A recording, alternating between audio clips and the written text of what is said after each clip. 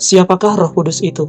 Demikian katekese Paus Fransiskus dalam audensi umum menekankan Roh Kudus, sumber hidup Allah yang tidak akan pernah habis. Dalam syahadat kita mengakui dengan iman, aku percaya akan Roh Kudus Tuhan yang menghidupkan. Kebenaran pertama yang kita imani dalam syahadat adalah bahwa Roh Kudus adalah Kyrios, Tuhan.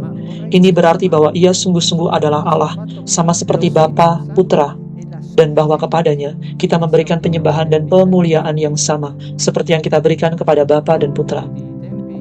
Sesungguhnya Roh Kudus adalah pribadi ketiga dari Tritunggal Maha Kudus. Ia adalah karunia agung dari Kristus yang bangkit, yang membuka budi dan hati kita untuk beriman kepada Yesus sebagai Putra yang diutus oleh Bapa, serta membawa kita kepada persahabatan dan persekutuan dengan Allah.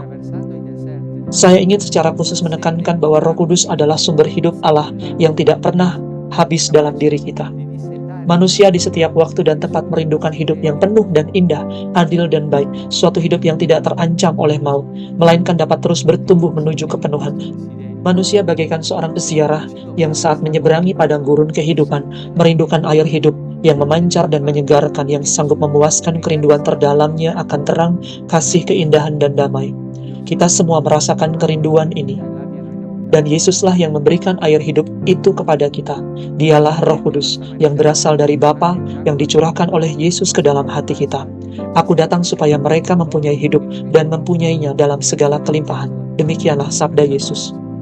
Yesus menjanjikan kepada perempuan Samaria bahwa Ia akan memberikan kelimpahan air hidup untuk selama-lamanya kepada semua orang yang mengenalinya sebagai Putra yang diutus oleh Bapa untuk menyelamatkan kita. Yesus datang untuk memberikan kepada kita air hidup, yakni Roh Kudus, agar hidup kita dipimpin oleh Allah, digerakkan oleh Allah, dan dipelihara oleh Allah. Ketika kita mengatakan bahwa seorang Kristiani adalah makhluk rohani, yang kita maksud adalah seorang Kristiani sebagai pribadi yang berpikir dan bertindak sejalan dengan kehendak Allah, sejalan dengan Roh Kudus. Saya bertanya kepada diri saya sendiri, apakah kita berpikir menurut kehendak Allah? Apakah kita bertindak menurut kehendak Allah? Atau sebaliknya, apakah kita membiarkan diri kita dipengaruhi oleh banyak hal lain yang jelas-jelas bukan berasal dari Allah? Masing-masing kita perlu menjawab pertanyaan ini dalam kedalaman hati kita sendiri.